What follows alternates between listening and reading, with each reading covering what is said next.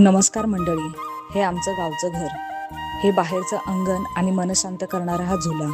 इथे बसलं की वेगळंच समाधान मिळतं. आणि ही आमची राजमुद्रा, घराला एक वेगळी ओळख देणारी. पुढे आहेत आमची आंब्याची झाडं. अजून लहान आहेत म्हणून यावर्षी फार आंबे नाही आले. शहरात कितीही मोठं घर असलं तरी गावच्या घराची सर कशालाच नाही.